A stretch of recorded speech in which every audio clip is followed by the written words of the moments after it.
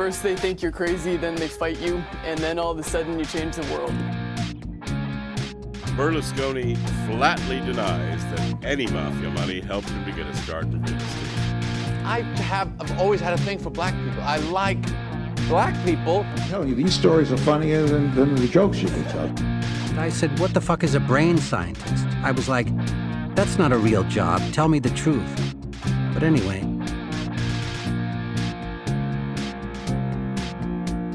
In 5, 4, 3, 2.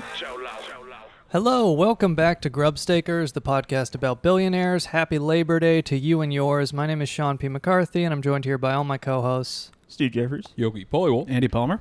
And so this week, to celebrate Labor Day, we wanted to talk about the real laborers, the people who do the hard work of launching IPOs, multi-billion-dollar initial public offerings. Right. And we thought there was no better example of how these are the real wealth producers in society than Adam Neumann, the billionaire co-founder of WeWork. Oh, yeah, he's great. Yeah. So WeWork is going to launch an IPO this month, September 2019. We don't know the exact date, but they're going to have their initial public offering.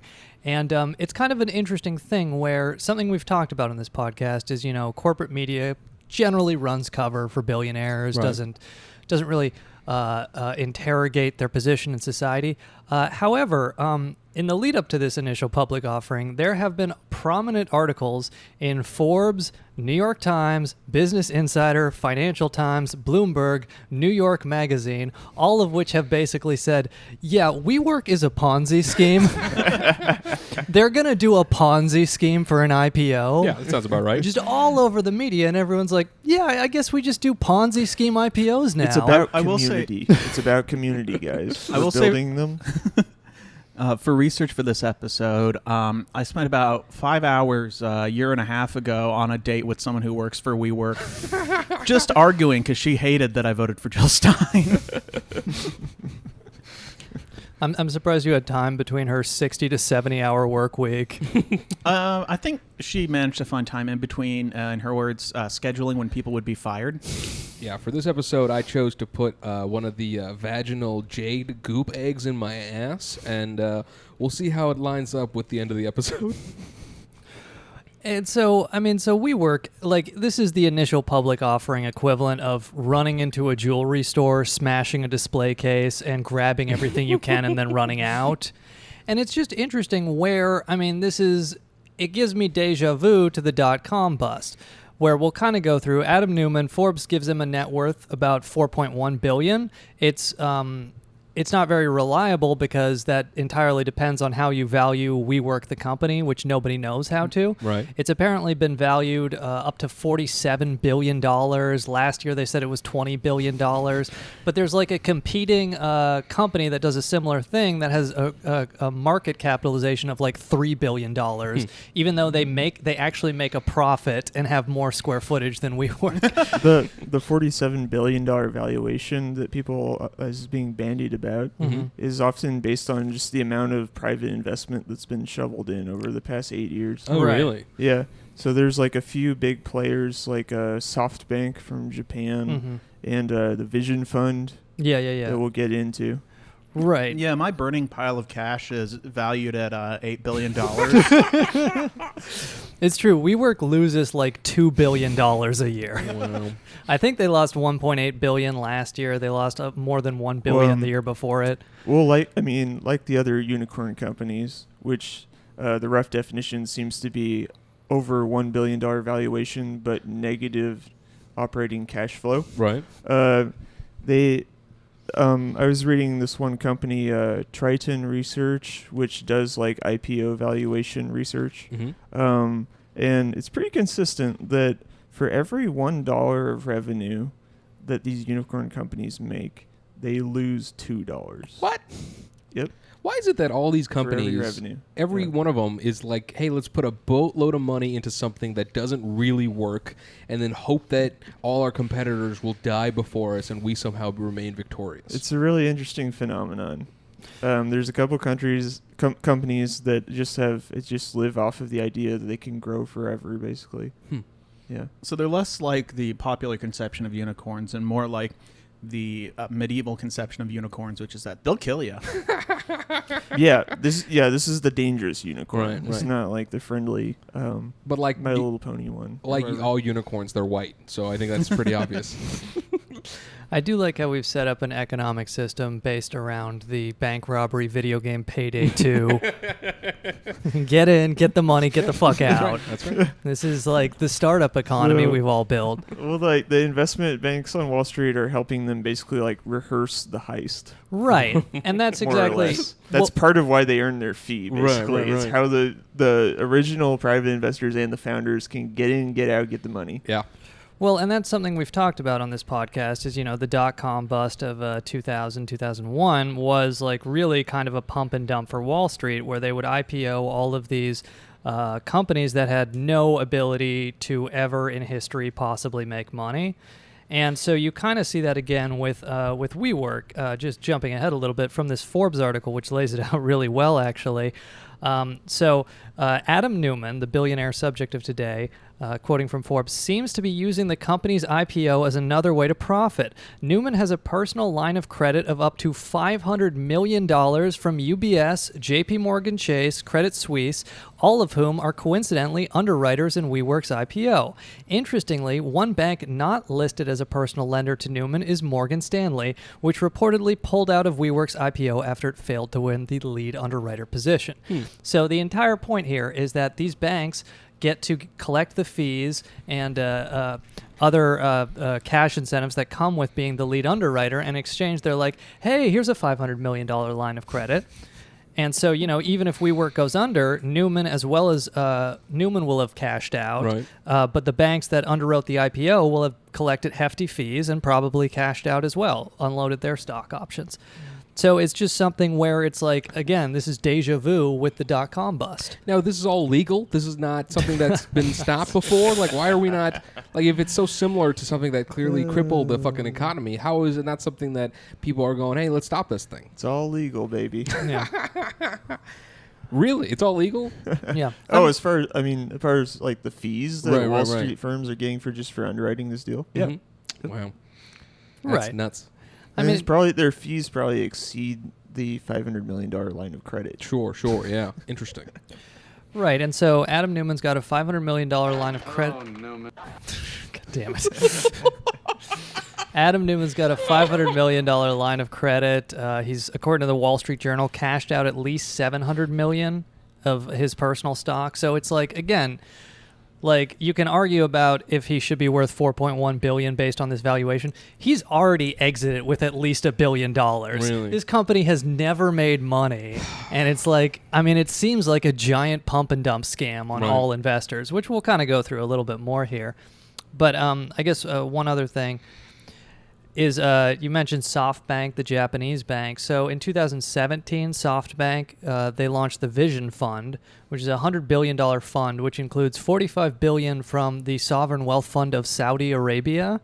And so in 2017, they invested a little more than $3 billion in WeWork, but they wanted to invest more, but apparently the Saudi investors got nervous. Aw. So I just like that the people who thought it was a good idea to murder a Washington Post journalist in an embassy were also smart enough to figure out that this was a scam. Right. Yeah. I mean, they totally got away with murdering Khashoggi. In retrospect, Yeah. like we all Yeah, thought they they're were like- just being dumb, but Yeah. no, they knew. That was a You pretty want to solid.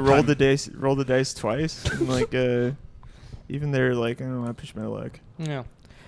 Well, and it's interesting, like, and we'll kind of go through this with Adam Neumann and his wife, but it's the new culture of how scams sound, where it's just all this new agey post-capitalism bullshit. It's the same old capitalism, but we talk about and they talk about we're not selling office space, we're selling community, Right. and all this shit. Oh, another fun It's thing. the share a Coke. Yeah. WeWork refuses to call tenants. They call them, quote, members, and they refuse to use the word tenant anywhere. I got a member for them. But I guess we should just note. We should note for people not familiar with the WeWork business model.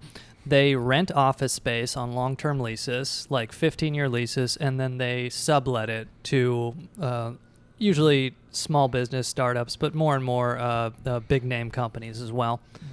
And yeah, like the average lease term is pretty short for their tenants. Like more about 15 months. Members, sorry, 15 months or so. I think their primary membership is bored trust fund kids. Sure. Trying to tell themselves that they're working. You're telling me there's big company members now too? That there's companies going, let's invest in me. Is it like incestuous in that the companies think that WeWork would be popular, so they want to put money in it as well? Or is it less incestuous and more those companies are idiots? It's mainly, like almost all of their members are like small businesses of like 5 to 20 people or so. Oh, okay. And there's been a few more like large members. I'm just gonna switch to tenants because this is easier. Gonna whip out this large tenant.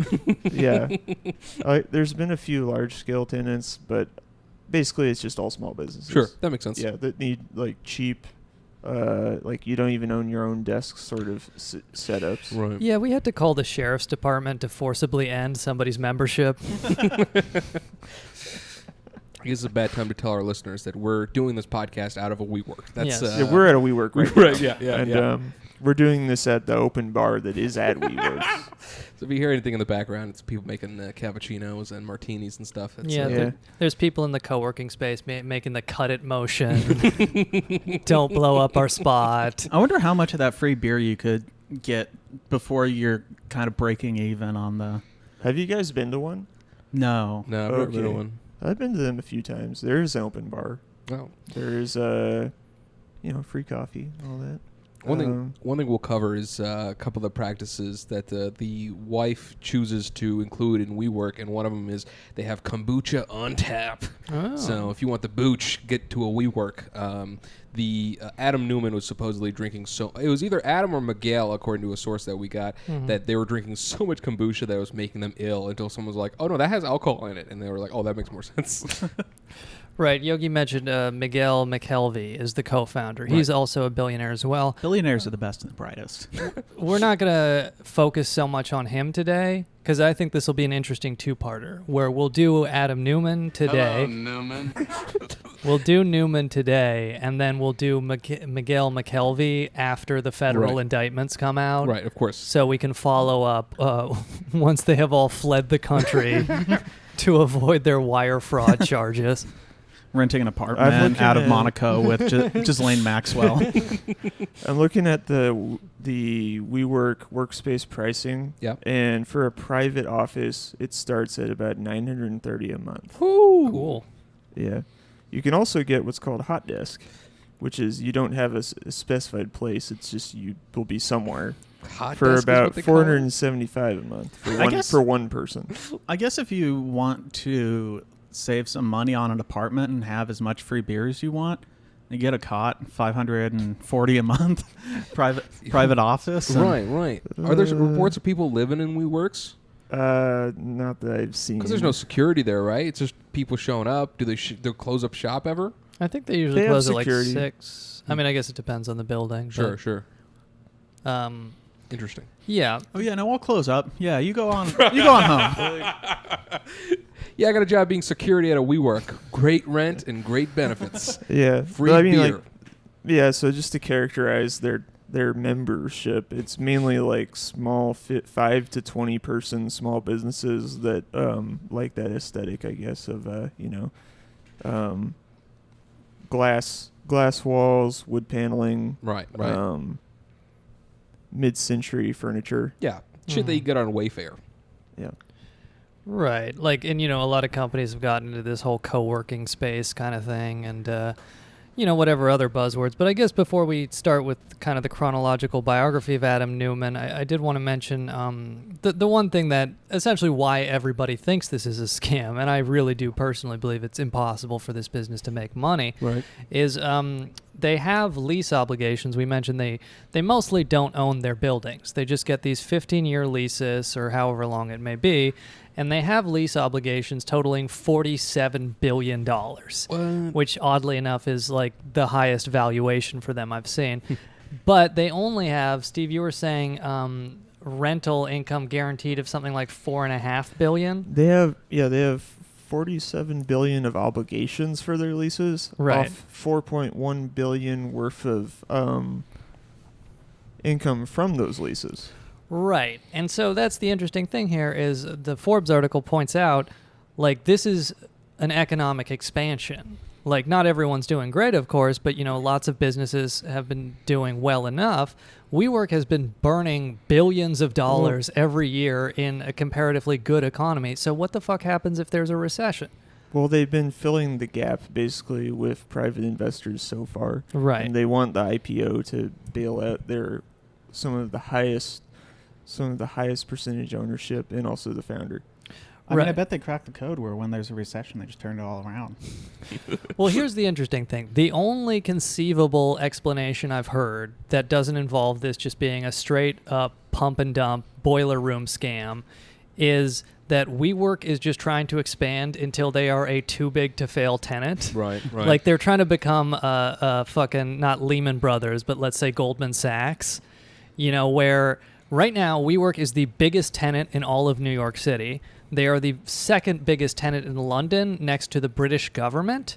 So it's like all of these offices have these office spaces have these long leases with WeWork. If WeWork buckles under, then it's like either the idea is the entire rental economy will collapse. Hell yeah. Unless they renegotiate their leases, or just the fucking government has to straight up bail them out. Right. I'll be honest. Like usually, these learning about these billionaires and all their corruption and shit, it leaves me with a pretty bleak feeling. Mhm. But the idea of WeWork completely collapsing and destroying the rental market just fills me with joy.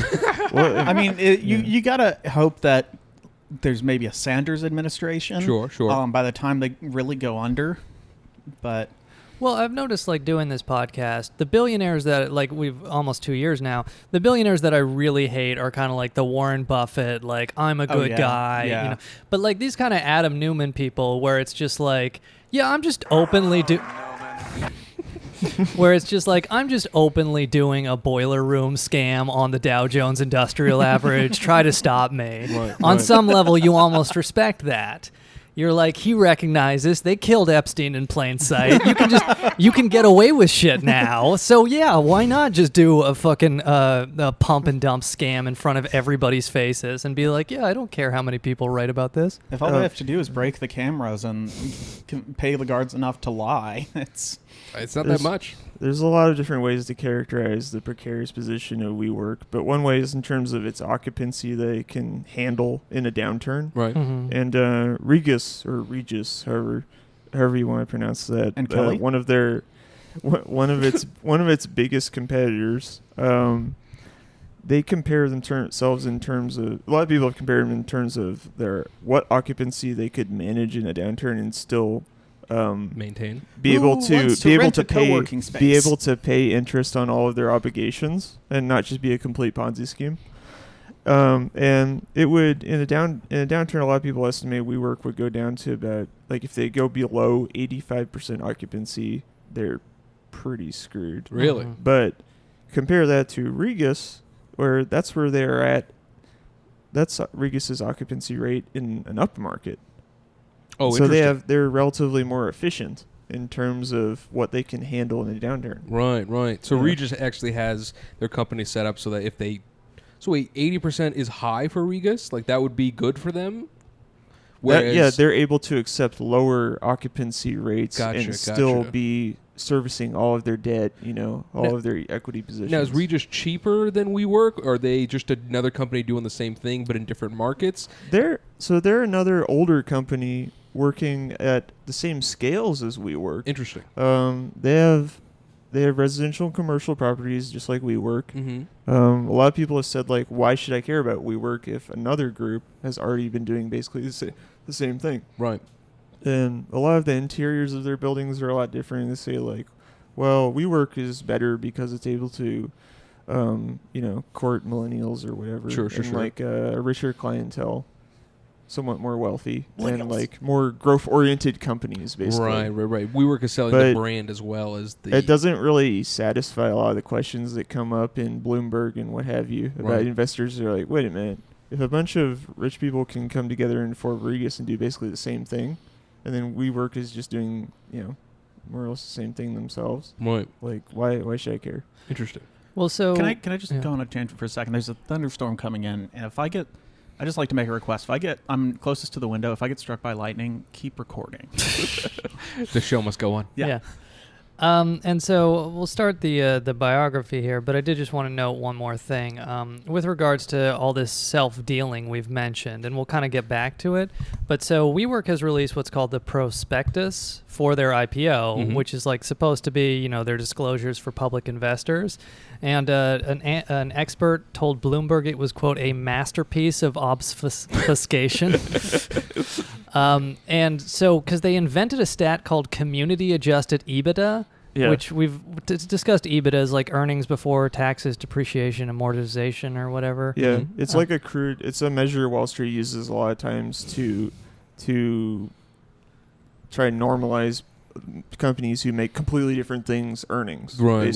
It's called, That sounds like a EBITDA, transliteration of hieroglyphs. Well, they're like, this is the approximate pronunciation. Right. Yeah. But just like, so community adjusted, like that has no fucking meaning. They're adding one more letter to it, basically. Oh, gotcha. So, gotcha. explain that, though. I haven't really heard Well, of it. so I'll kind of go through it a little more towards the end of this episode, but the gist that I got was they just kind of like hide their costs in all sorts of different spaces where they'll like not report costs per building, and they'll just like bunch it into a bunch of different things. And this community adjusted allows them to reduce their costs for no apparent reason at all. Oh, really? Because they say it's like, oh, but our spaces are like not taking into account the community factor, so we get to like change EBITDA, this standard metric of all of fucking public companies. Right. And they're just doing that in front of everybody's faces. Yeah, it's like investors aren't taking into account that there's an open bar yet. I love the post-recession or Great Recession scams that just completely infested our culture, where no one in our generation has enough money, and so we're all like trying to skim money where we can by sharing things, and marketers just picked up on that and just turn it into all of these like share a Coke, community EBITDA. I love it because it's the equivalent of like, hey, we'll share our Netflix password with you if you join us. It's like, there's no real fucking benefit to it except the fact that you can get a slightly better life at a cheaper value. Yeah. So like with EBITDA or EBITDA is like something only really Wall Street analysts would ever care about EBITDA. But they're adding on one additional letter to it, basically, and makes it even more tenuous as a measure of evaluation. Blue community EBITDA. Eiffel 69. So, and I guess one other thing to mention is Ashton Kutcher, who you might know from That 70s Show. He's been a big Jobs. Yeah, he's been a big tech investor. Like, I think he made a lot of money on Uber and shit. Yeah. But so he's been a strategic partner of this company and He's promoting. strategically pouring money into corporations that lose millions a day. What's the butterfly effect? You see, it's one of the realities that he got to explore because of a notebook that he uses to see different parts of the future. And this is the future where he invests in WeWork. And like in the butterfly effect, he's getting involved with pedophiles. I just like how nobody considered the optics of having the star of the TV show Punk'd front and center promoting your pump and dump scam. No, we need him because he was doing an Indian accent for Pop Chips, and that's really the brand WeWork needs to exemplify. It would be great if the first day of the IPO, Ashton Kutcher walks onto the floor of the New York Stock Exchange and goes, "There's a camera right there. There's a camera right there. You've just been punked." While ringing the bell. It kicks off the next Great Depression. Ashton Kutcher kicked off the Depression today, and honestly, the closing bell has never sounded worse. All right, so let's kind of talk chronologically about Adam Neumann. And then I have an idea. Oops.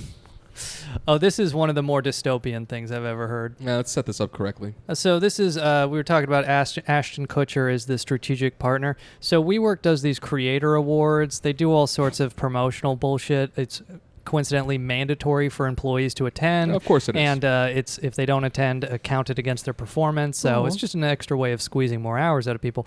But these creator awards, they award. It's like a Shark Tank, but new age stuff. Sure. So this is a promotional WeWork video. It's about a minute long, where Ashton Kutcher and Adam Neumann are hearing the pitch of an audience member at a WeWork Creator Award. I have an idea, but just to start, we do a pitch on the spot, and let's see where it goes. I like this. Okay, raise of hands. One, that was first. Here's what we're gonna do, because we just invented this, so we're gonna do this on the fly. I need 2 minutes on the stopwatch. Ashton's gonna shoot a few questions at you, and let's see where we go. All right, hold on. I'm hitting the 35th floor. Let's go. Elevator pitch. My name is Sarah Martin McConnell, and I founded Music for Seniors. We connect live music programming to older adults. Many of them have Alzheimer's, and we need to keep them active and engaged. And guess what? Participating in live music is at the top of the brain gain food chain for keeping your mind active. Sarah, WeWork couldn't be happier than to give you the $50,000. It's yours. It's done. Let's go. What a fucking dystopian future we live in. It has the most you can't see it, but it has the most game show like Deal or No Deal look to it at the end of it. Man, I just hope that old people listening to live music know that if it wasn't for Ashton Kutcher, they wouldn't be able to get live music in their life streaming to them. First of all, live music streaming isn't live music. It's just a performance that you're streaming. This whole thing makes me so mad. I mean, if they try to go with real live music, that would be the most diarrhea-smelling auditorium. Yeah. Oh, yeah. In Nashville, where this took place. Ashton Kutcher's like, is it Alzheimer's because you forgot the good pitch? Burn! Face! But I just like these are the people who control capital distribution in this country and society. It's like, yeah, just you got 2 minutes to beg us for $50,000. Right. And if you look at the YouTube video, more dislikes than likes. Official WeWork promotional video. Man. Only 7,000 views for something that would probably cost more than that to produce. Yeah, at least. Yeah. That's 7,000 views on that horse shit. Yeah. They couldn't even get the people that pay their fucking wages to watch this stupid video. How fucking dare they? Like, there's even like some. We'll get to this more later, but Adam Neumann's wife is a cousin of Gwyneth Paltrow, and there's an interview with Gwyneth Paltrow and his wife. I think her name's Catherine. I'll look that up in a moment. But it's only on Facebook. You can't find the video anywhere else, and it's pretty obvious wherever else they put it, they took it down because of hate comments and low views, most likely. I hate when I'm drinking free beer at the WeWork tap space, and that idiot keeps taking the aux cable and putting on the WeWork promotional videos. Rebecca Neumann is his wife's name. So I just realized how dystopian the name WeWork is. Oh my god!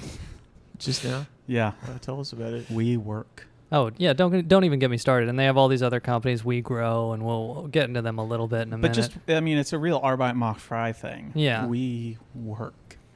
Well, and I think we'll get into this right here. So Adam Neumann is born 1979. Hello, Newman. Shut the fuck up. That's what I meant to hit earlier. So Adam Neumann, we'll get into this right here, is Adam Neumann is born in 1979 in Tel Aviv, Israel. And so he talks about... Oh, that's what his weird accent is. I thought it was Belgian. Yeah. So he talks about growing up in a kibbutz, is an Israeli community facility. Though I guess I'll just start with reading from Forbes. And then we can play this other drop of him describing the kibbutz.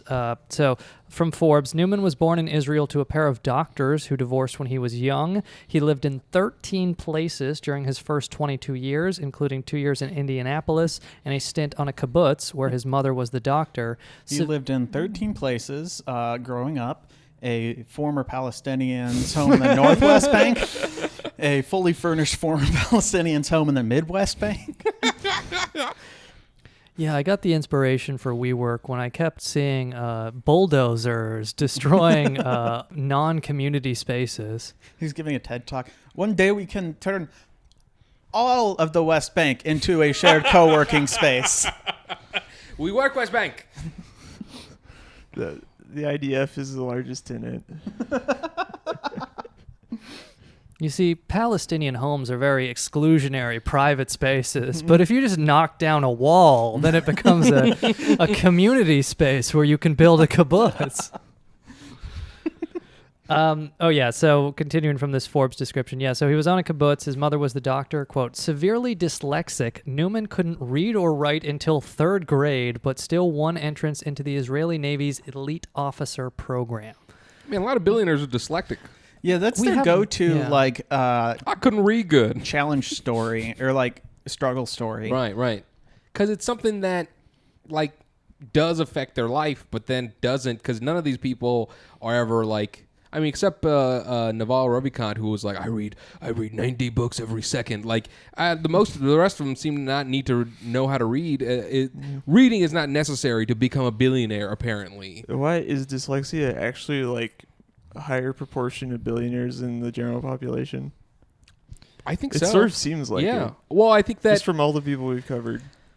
I mean, but also I think it's a part of the struggle before they become a billionaire. It's the whole idea that, like, if they don't have anything to claim that was difficult for them, we would look at them. It's like not having a sense of smell. Exactly. Right. It doesn't affect their life necessarily, but it's something that would make a regular person be like, man, it must have been so hard to not be able to read. Maybe all billionaires know one doctor who's like, yeah, I'll write a note saying you had dyslexia. Yeah, most likely. Put some struggle on that story. Why not? It's like anyone who's, like, raised poor. It's not, I have dyslexia. It's like, I have trouble reading and I don't know why. Right. So we mentioned Adam Neumann's born in Tel Aviv, 1979. His parents are part of the first graduating class of Ben Gurion University Medical School. That was founded in 1969. At the age of 9, his parents divorced. This is from Haaretz. And so he's in Haaretz. He's in Indianapolis for a bit. You got to pronounce the Aleph, Sean. Yes. So he's in Indianapolis for a bit. Then in 1990, they come back to Israel from the U.S. Quoting from the same article, it was important to my mother that we do something special. That's how we came to be at Kibbutz Niram. She worked as a doctor in a nearby hospital and also as a doctor in the kibbutz. And he went to the Shah Hanegev School, which is located near the Gaza Strip. So he grew up right on the border with Gaza. But I did want to mention one interesting thing about Kibbutz Niram. He had some fun childhood antics, sawing open water pipelines going into Gaza. Kids will be kids. They couldn't drink clean water for a whole week. Yeah, we'd play these games where we'd put fireworks in the tunnels, bringing medical supplies in. And then we told the IDF that they had missiles. So fun story from Kibbutz Niram. So it's founded in 1943. It should be noted the Nakba is the common name for in 1948. About 700,000 Palestinians were expelled from their homes, mostly through terrorist violence and intimidation, coinciding with the founding of the State of Israel. Many of them are still alive today, but of course a lot of their descendants are alive. 700,000 people expelled from their homes.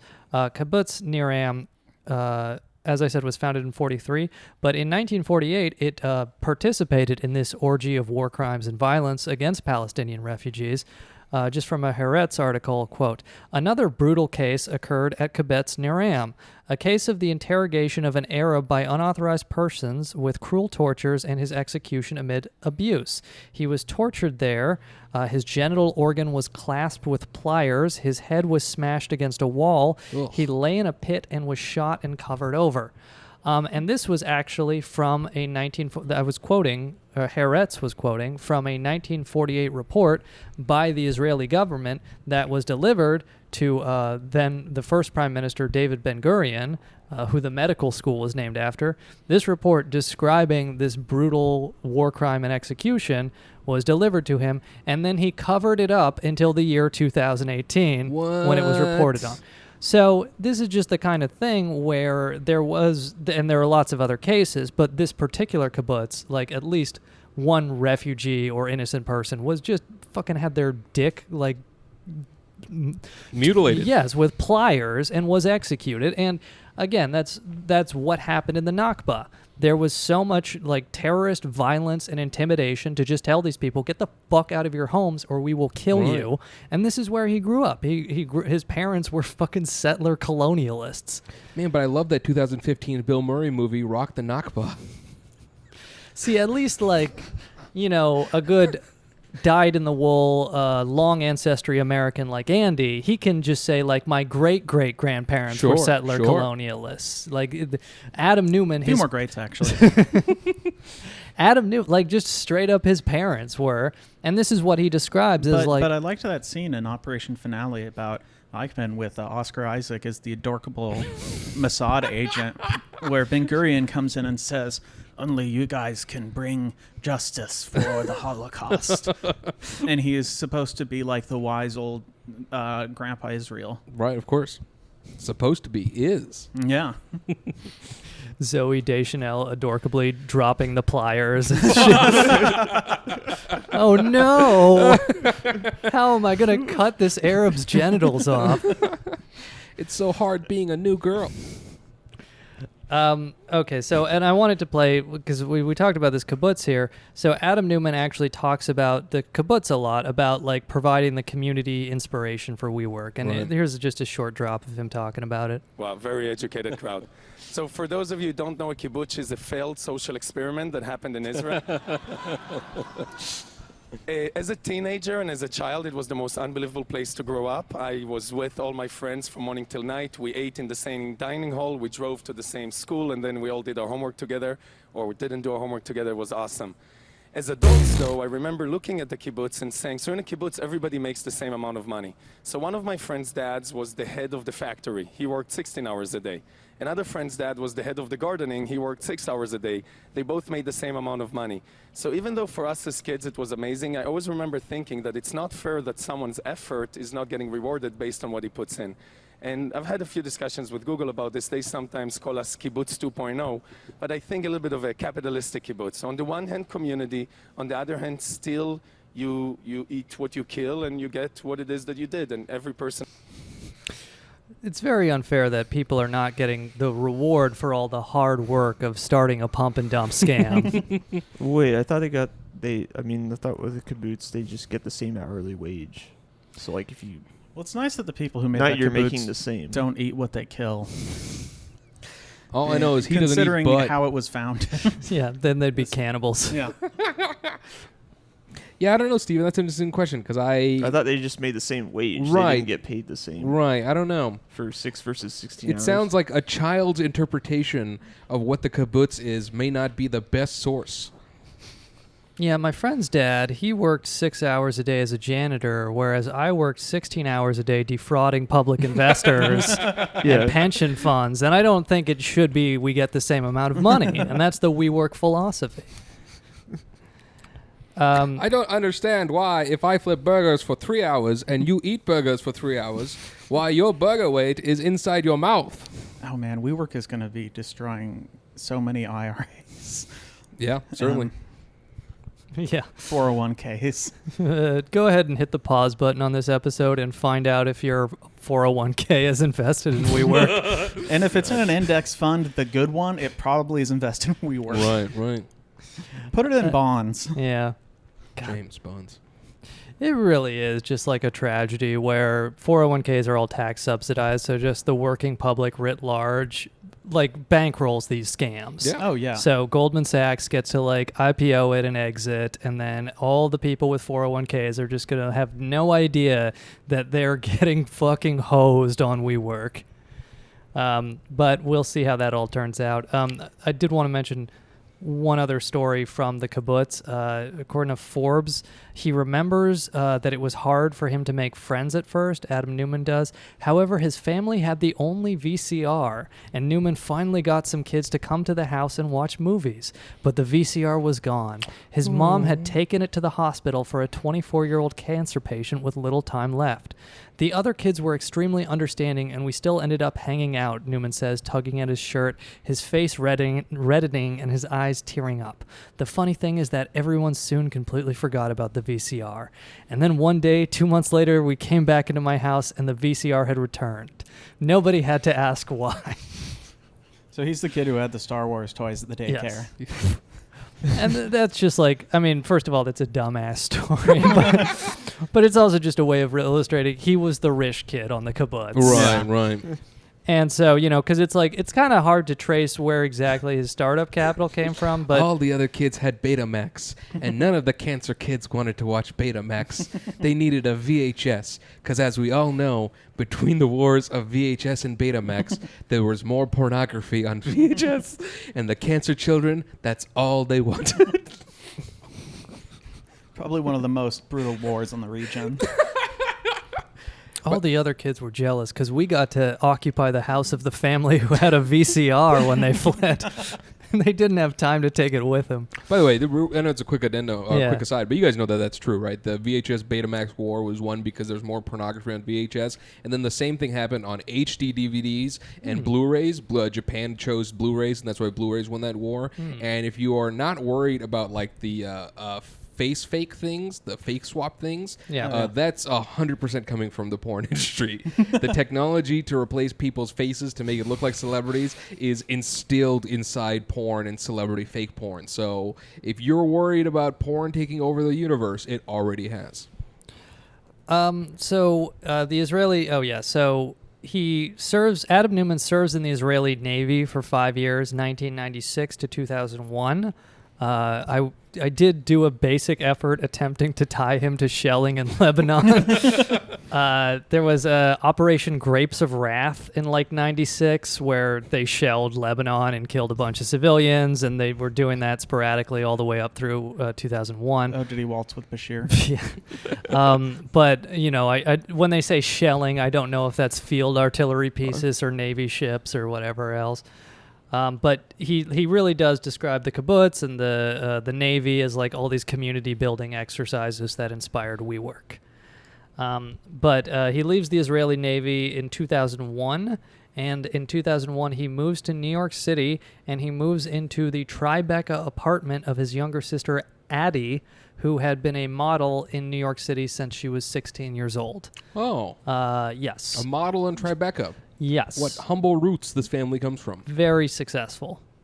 I also did Google Addie Neumann and Jeffrey Epstein, but no results there. Yeah, I don't think the flight logs go back that far. I've got them right here for the next episode. It's truly a maximum effort research tangent. Though, interestingly enough, Adam Neumann, as of 2018, has invested in Ehud Barak, the former Israeli prime minister. Go back. What was her last name again? Newman. Oh, yeah. Okay, they go back to 90. ADI Newman. They go back to 95. I'll start scrolling. Thank you, Andy. Yes. A resident Epstein expert, Andy Barr. So Ehud Barak was former Israeli prime minister who said he's visited Epstein more than 10 but less than 100 times. All the way up to at least 2016. I bet the cable companies took this guy's lead for building a fucking window. Yeah, we'll be at your place from 1 p.m. to 10 p.m. the next day. So in 2018, Ehud Barak has a medical marijuana startup that Adam Neumann has invested in. Of course, why not? So, you know, that's his 6 degrees of separation with Jeffrey Epstein. Wait, Ehud Barak has a medical marijuana He does, startup? yes. Soon we're going to see weed. Spelled in the French O-U-I, weed. That's a decent idea. Weed company. Yeah. So the way Adam Neumann describes it, again, in 2001, he moves to New York City. He lives in his sister's Tribeca apartment. He describes his life in New York as going to clubs and, quote, hitting on every girl in the city, unquote. He goes to city school at Baruch College in 2002, majors in business. And he kind of pitches the initial idea for WeWork there. Though apparently his professor doesn't go for it and is like, this is an obvious Ponzi scheme. But it's funny, like he talks about, this just shows teachers don't know what they're talking about. What was his pitch like, I wonder? He's like, what if I got a lease on a building and then I lease it out for relatively shorter periods of time than my lease? What if I did that? Ashton Kutcher was in that room. Revolutionary. Yeah, what if I just get like enough institutional investors to be like, yeah, we could dump this on the public. Right. Yeah, so according to Business Insider, he said the idea was like a entrepreneurship competition, and this was killed in the second round because a professor didn't think Neumann would be able to raise enough money to change the way people live, unquote. And on some level, that professor was right. Right. He was just like, yeah, I have to imagine that the public markets will function at the most basic degree possible and prevent this. What year's all this shit going on? 90 2002. Okay. So this is all pre-2008 crash. And so he drops out of business school, Adam Neumann does. The way Adam Neumann describes it, he describes WeWork as his fourth business and his co-founder's fifth business. So another thing we've talked about is like they have enough money to fucking fail. Right. Like they're living in he's living in a Tribeca apartment. His two parents are doctors. Yeah, he's dropping out of college. Right. Like yeah, you can be a serial entrepreneur a little bit easier when you have that background. So he's at this business college for a bit before he drops out. He starts out, his first company is an idea for women's collapsible heeled shoes, and then he launches a company called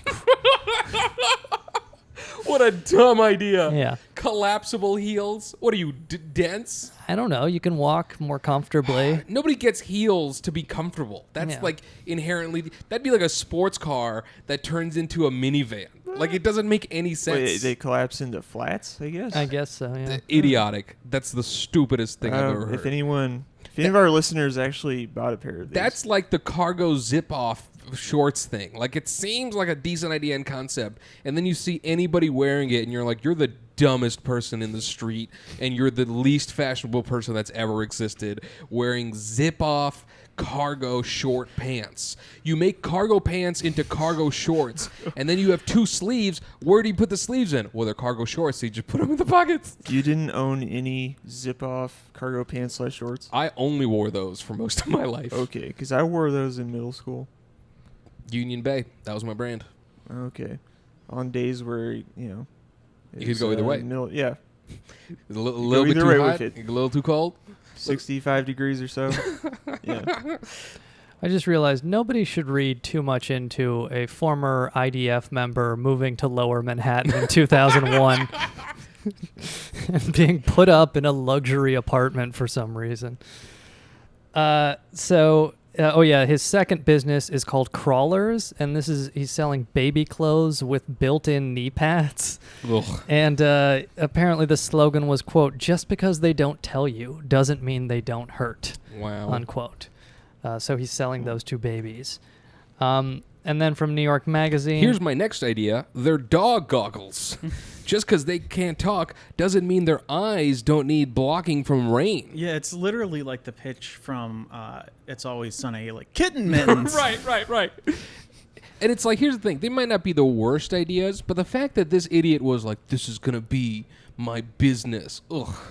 That's an idea that within 3 seconds somebody should go, buddy, move on. Baby crawlers with knee pads is just as good as baby gas masks. Sure, there's some application for it, but the reality is most babies don't need gas masks or knee pads. What type Unless they're living in the Gaza Strip. But the knee pad thing requires more creativity than his actual business now. Right. Like having subtenants in lots of commercial buildings requires like no creative energy. Exactly. Whereas the kneecap thing does. He made knee pads for babies so they could more efficiently suck Jeffrey Epstein's dick. It was Mossad's top priority. There's got to be a better way. So just from this New York Magazine profile. It does seem like when he did the baby knee pads thing, like right after that, some mentor took him aside and was like, I know you're trying to scam people. Don't go flashy. Go with something boring.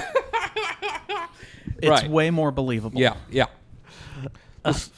From this New York Magazine profile, he meets his co-founder, Miguel McKelvey. Miguel McKelvey also grew up in Commune in Oregon. Apparently, they said they met each other through mutual friends. From the New York Mag profile, McKelvey had a job at a small architecture firm in Brooklyn where he worked on a few early American apparel stores. One of his colleagues was Newman's roommate. When McKelvey went over there to their apartment, he was taken aback by the casual vibe of the place. The door was left open and people were hanging out, chatting, and playing guitar. I didn't know Israelis at the time, he says. Now looking back on it, this was a very Israeli environment, just open door policy, unquote. And yes, there's an open door policy unless you are a medic trying to leave the Gaza Strip, in which case you will be shot through the heart by a sniper. Yeah. Before we started the episode, I looked into the commune Miguel was at in Oregon, and it is not the Rajneesh commune that was featured in the Wild Wild Country documentary on Netflix. I don't know what commune it is. Unfortunately, the state of Oregon has had many. But the other thing is that during this time, when Rebecca Neumann and Adam Neumann have been dating for a little bit and they meet Miguel, the name of WeWork was created by their mutual friend Andrew Finkelstein, who Adam Neumann met on the roof of his building one night. And Andrew Finkelstein chose the name WeWork, or created the name WeWork to pitch to them, but originally their company was called Green Desk. Right. So, and the story with Green Desk, again, it's like hard to get info on their startup capital, but it seems like they were both clearly rich kids. Yeah, clearly. So the story with Green Desk, according to New York Mag, is basically this. Like they mentioned that Neumann was subletting some of his space. I don't know if this is still the Tribeca apartment or some other, but it's like, okay, so he has enough real estate in New York to make money subletting it. But the story is Neumann persuaded his landlord, Joshua Gutman, to rent him a floor in Brooklyn, and they launched Green Desk. Hell yeah. Slip of the tongue, but also true. So he persuaded the landlord to rent him a floor in Brooklyn, and they launched Green Desk, an earth-friendly co-working space. It was a hit. Neumann and McKelvey looked to expand to Manhattan. Gutman instead wanted to fill vacant spaces in his Brooklyn building. They sold him their stake in Green Desk for $3 million and bet their winnings on a Manhattan co-working space that became WeWork, the first WeWork. So just an interesting thing here is, like, I guess it should be mentioned, I worked in Brooklyn real estate. I was a real estate rental salesperson. And just something that's kind of under-discussed is, the Hasidic community and their ownership of, like, so much of Brooklyn. Tread lightly, Sean. They won't rent to you or do business with you if you're not Jewish. Yeah. Like, every single New York rental firm has to have a Hasidic member, like a Hasidic co-owner or co-founder, just because, like, that's the only person who can make a connection with the community. So it's just one of those things where, we talk about connections. Like, clearly Adam Neumann had some money, but these various New York landlords go into business with him partly because he is Jewish. So you think that if he wasn't Jewish, he wouldn't have been able to have done the WeWork that he did? Absolutely not. Just because you just can't deal, particularly with Brooklyn real estate, without either being Jewish or having a partner who was Jewish. But what I wanted to mention... Send your "this podcast is anti-Semitic" to @SeanMcCarthyCom at Twitter. What I wanted to mention is, and that's just, like, again, a weird story where they get this landlord to rent them space in his building. No explanation of where they got the money to rent this space. You have to assume they just grew up with money. They rent this space, and then he buys them out for $3 million. And this is their startup capital to go into their next venture, which is their Canal Street property. They now have more than, like, 66 New York properties, but their first one's on Canal Street. And then the one other story of their startup capital is, so they get this $3 million. 2010, they found WeWork.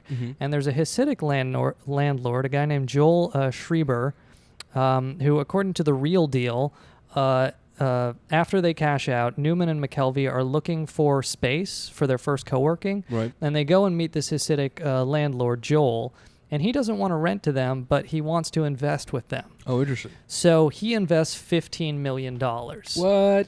And the interesting thing is, according to The Real Deal, this landlord, Joel Schreiber, he's involved in over 12 money-owed lawsuits. Like, really? 12 people have sued him or at least at the time the article was written, they are ongoing, that he embezzled or stole money from them, including a woman who says she invested $5 million with him, all of which he stole right before he invested in WeWork. Oh, wow. So it's just like one of those shady New York real estate stories where, again, so apparently they get $3 million from selling the space to this landlord who for some reason trusts them enough, and no explanation of where their initial money comes from. So they get the $3 million, then they get another $15 million, at least $5 million of which was just straight up stolen from someone. Right. Yo, that's crazy that they were like, hey, we got this business idea, and he's like, I just want to put money into y'all. It'd be like a dealer showing up and you want to buy drugs from him and being like, you know what? Let me see if I can buy your supplier instead. Like, that's crazy. Right. I don't want your services. I want the service. Right, and so the way this is kind of described in the New York Mag, that's got to be money laundering, right? That's got to be he was trying to move some money around and was like, you know what, I can put money into y'all. You kids seem like you're going to make some money from this stupid venture. Yeah, and so the way that the New York Mag describes their initial startup, again, 2010, is like McKelvey, he has the architecture background, so he's kind of the one who makes the initial distinctive WeWork spaces. They later bring in other people as well. But Adam Neumann's whole deal is he's like the charisma pitch man. So he goes around to these various landlords, and I did just want to quote from this this New York Mag profile. He struck a deal for WeWork's second space across from the Empire State Building while polishing off a bottle of Johnny Walker Black with David Czar, whose family owned the building. After touring a property owned by Jared Kushner, then a young real estate mogul, Neumann coaxed Kushner into a bar for shots of tequila and later settled a dispute by beating him in an arm wrestling match. Oh, my God. Neumann and his wife Rebecca remain close with Kushner and Ivanka Trump. The past 10 years was the decade of I, he said in 2011. This decade is the decade of we. And so, I mean, that's like the origin story. Again, we've kind of mentioned how networking works in these power circles is like, yeah, he just meets like Kushner and these other real estate fail sons and is like, hey, let's go get fucked up and party. And, then it's like, yeah, sure, I'll sign out my dad's building lease to you. So it's like that's, this is the fucking skill that we're all told is so much more valuable than everyone else's contribution to the world and society. So you're telling me if you can arm wrestle and drink, you can, and are Jewish, you can become a success in New York real estate. You have to be good at arm wrestling. You got to be able to drink, but also, most importantly, you probably need to be Jewish. Yeah. Well, at least for Brooklyn real estate. Sure. I bet it'd be a benefit all around the world too. It is true. The market value of a person who's able to spend more than 2 hours with Jared Kushner is $1 billion. And so, I guess we'll kind of expand more on the story when we do a future episode on the other co-founder, Miguel McKelvey. But with the time I have left, I just kind of wanted to kind of drill down all of the self-dealing going on and all of the different ways this is probably a pump and dump scam. Sure. Hey, before we do that, I just want to talk about his wife, Rebecca Neumann, real quick, because this lady is heading We Grow, which is a new venture that is partnered with WeWork, which is schools for kids that, I mean, honestly, just seems like, it's filled with like mysticism and education. It's not really we're great teachers. It's literally just give us more money because we can make money from your kids showing up at WeWork Enterprises. And I bet there's some sort of like WeWork employees get cheaper. Oh, you mean community? That's what you're describing. Yes, I've described community. Yeah. Her story, real quick, is that her brother passed away when she was 11 years old. He was about 23 years old, and that was very detrimental.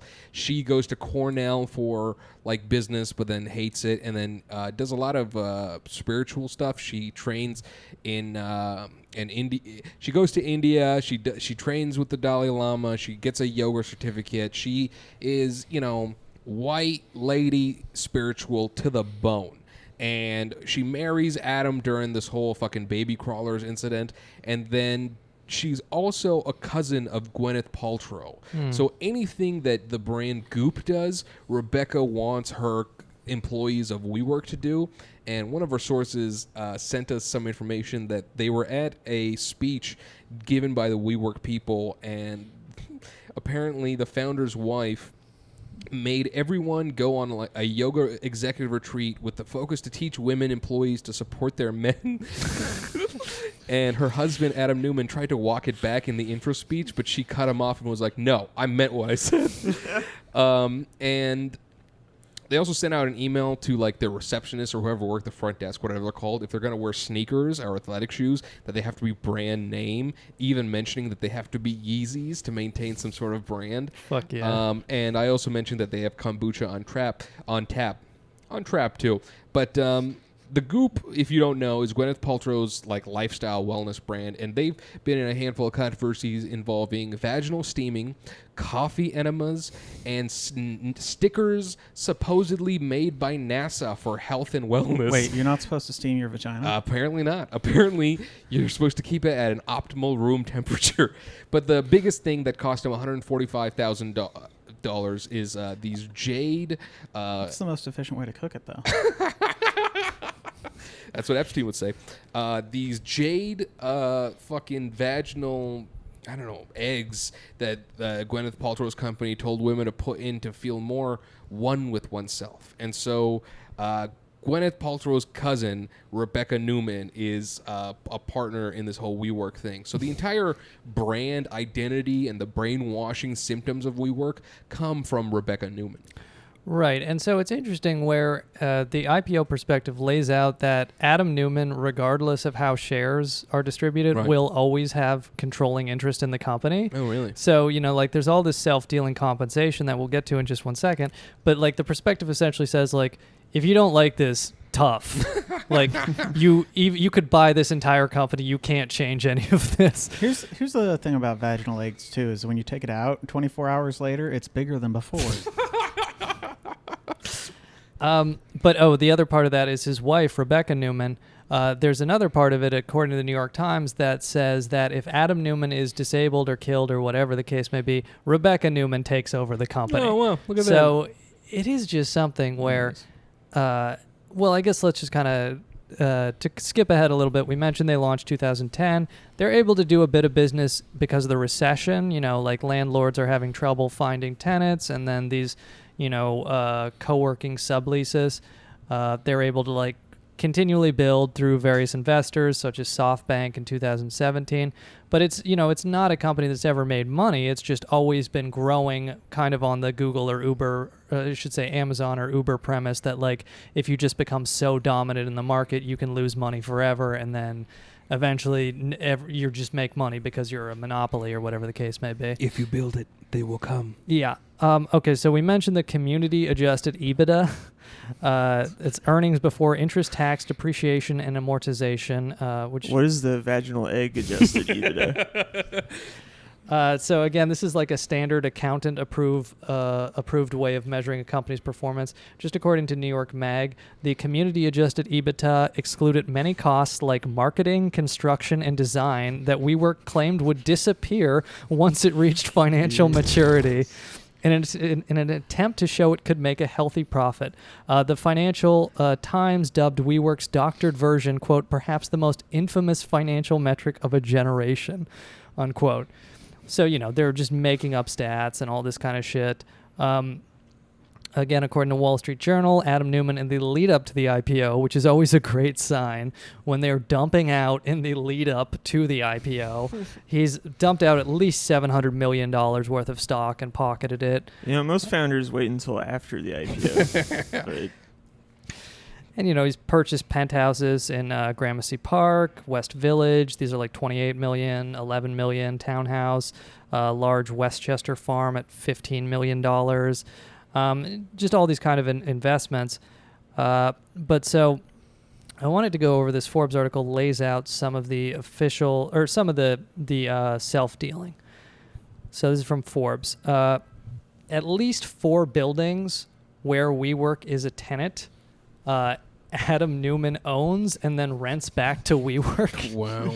Apparently they've like divested this in the lead up to the IPO because they got called out on it. Sure. But it was like clearly still a profit. Like the Wall Street Journal reported that WeWork had paid more than $37 million in rent to an unnamed, quote, principal stockholder, unquote, which is very obviously Adam Neumann. Yeah, he is the landlord in a couple of cases to WeWork. Right. So it he's is able to give them like what some people think are sweetheart deals. Mm-hmm. he's also just kind of taking investor money and pocketing it in his own properties. This would be like a red flag to most investors for an IPO. Right, and that's just kind of like the blatant self-dealing where they're like going to put this in some sort of trust because they've been called out in the lead up to the IPO. But just for years and years, WeWork was paying rent to buildings owned by Adam Neumann, which very clearly for the company's health and financial prospects, it would be better if the company just owned those buildings outright. So it's like very blatant self-dealing going on here. According to Forbes, another example is Adam Neumann has been borrowing from WeWork. The company has made multiple loans to Neumann personally and to his personal LLC at interest rates below 1%. These loans have been repaid, but the below-market interest rates suggest Adam Neumann was getting a clear benefit. Another example, they've been employing family members. Newman's wife, Tribeca, we've mentioned, is a co-founder of WeWork and serves as the CEO of the company's education business WeGrow, which we mentioned, but like people make the allegation that they essentially just set up a school for their children using WeWork, company money and time. And, Rebecca gives these interviews where she talks about, like, community and growth and, like, the world would be better if everyone just attended a WeGrow school and then they wouldn't do global warming. And it's like, WeGrow charges $42,000 a year in tuition. So I'm not sure how your strategy is going to fix the world. Right. Wait, I've got some audio of Adam Neumann negotiating the rental price with himself. Yeah, let's hear it. I don't know. They're deranged. Hello, Neumann.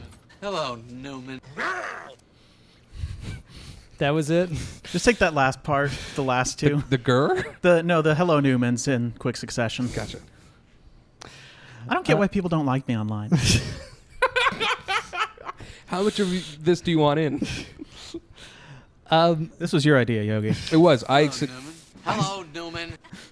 I wrote down on my phone, Seinfeld Newman drop ? And Andy went, yes.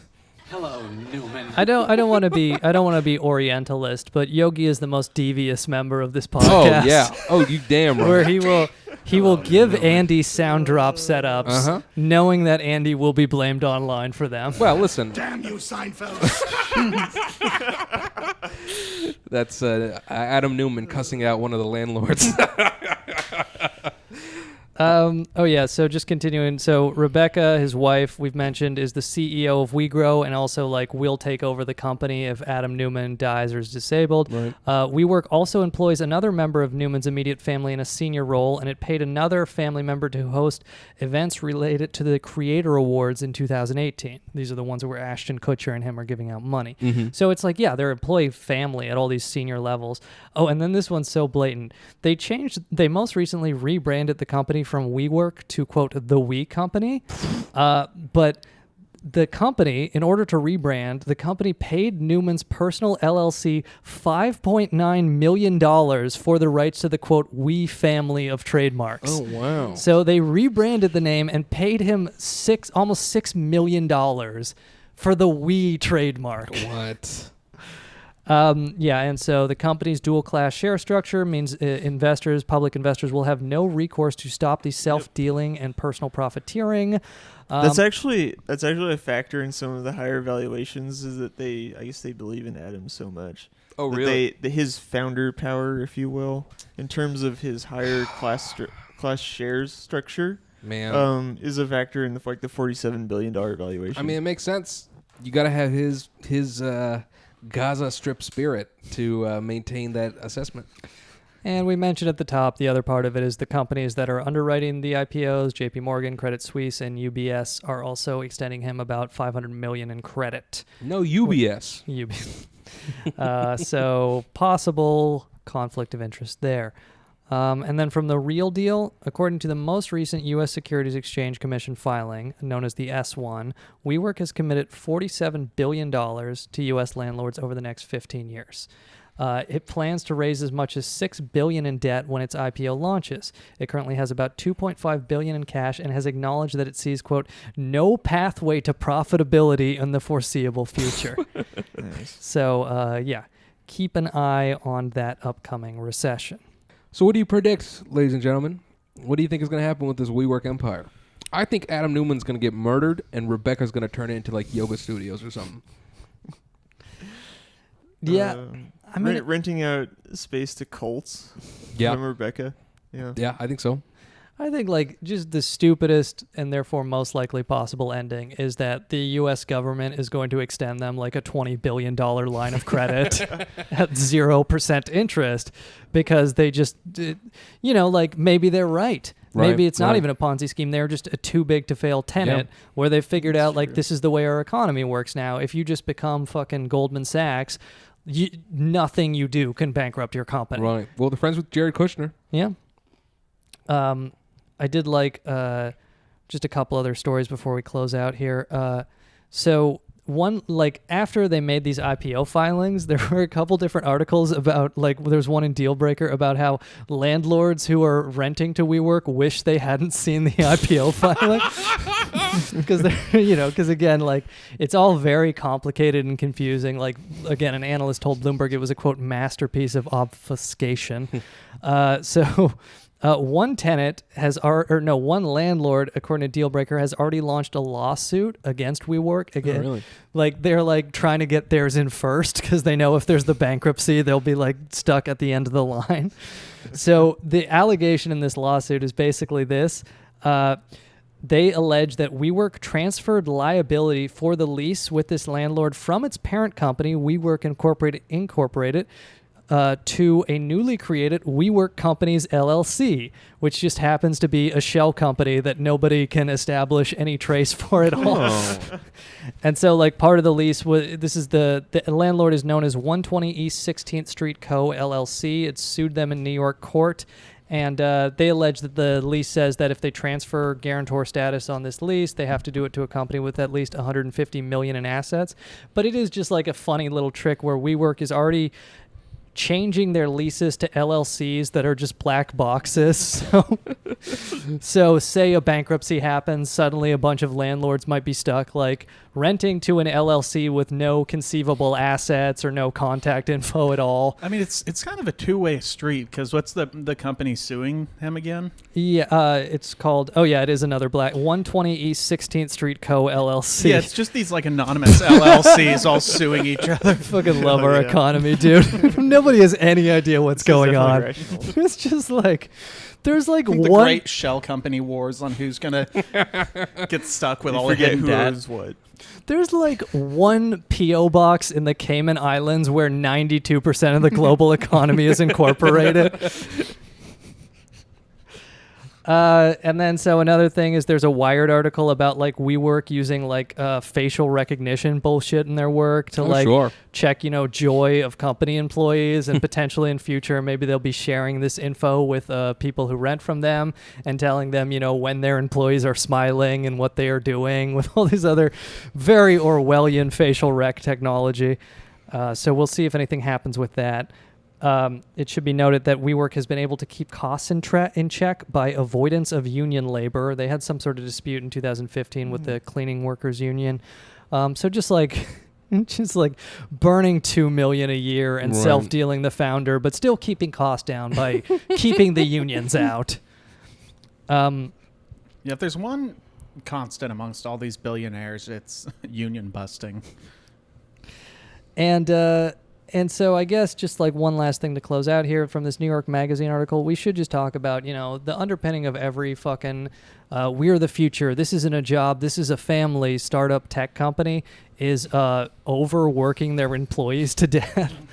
According to New York Mag, in dozens of interviews, current and former WeWork employees and executives question whether the company's culture is itself one worth spreading. Despite the company's slogan, quote, make a life, not just a living, employees at all levels have often reported working 60 or 70-hour weeks, and events like Thank God It's Monday and summer camp were mandatory. So Thank God It's Monday is they make employees stay late Mondays for like drinking and partying, but it's like they're making employees do that. Right. So it's just another way of squeezing. And we mentioned the summer camp is where they like kind of go away and like drink and party and mandatory camp. Yes. Mandatory drinking parties. I wonder if WeWork mandatory. hazing, pretty much. Yeah, according to New York Mag, at its annual summit, the company keeps track of employee attendance at panels and events by scanning wristbands given to each person. Excessive absences are reported to managers.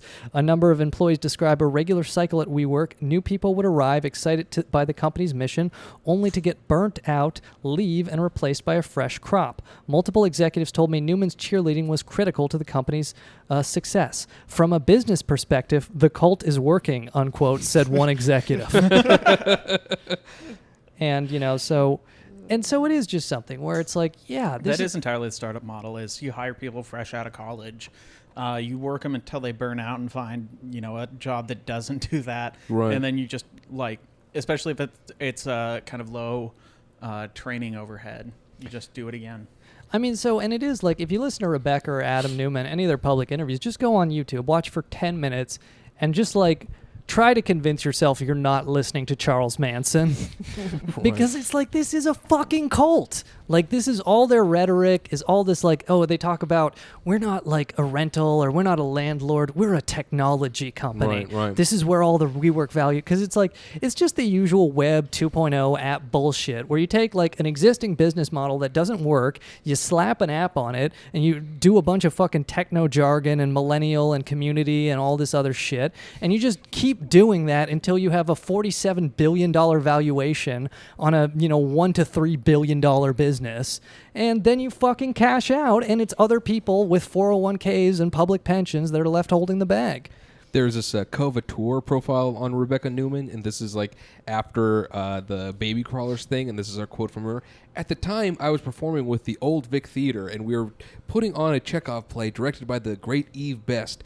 In the empty loft space, it was incredibly inspiring and amazing for me. All of our WeWork members would attend the shows and the rehearsals. Once we were doing an acting exercise, and Eve had us running up and down the stairwells, screaming at the top of our lungs, and all the members ran out to see what was going on. It was very fun, very artsy. We like to say that we consider ourselves artists in business. It's the merging of those two worlds that has been very unique and exciting. That made me realize that the baby knee pads thing was Chekhov's fraud. One last thing from the New York Mag. Multiple people told Adam Neumann has expressed a desire to turn over 20% of WeWork staff every year. He denies this, but there have been at least 2 publicly reported rounds of mass firings, which the company said involved culling unproductive workers. But again, this is just work people 60 or 70 hours a week, and then fire them when they burn out. Right. And then you've got a new crop of fucking people to exploit and run into the ground. And, it's like we said, it is just a cult thing.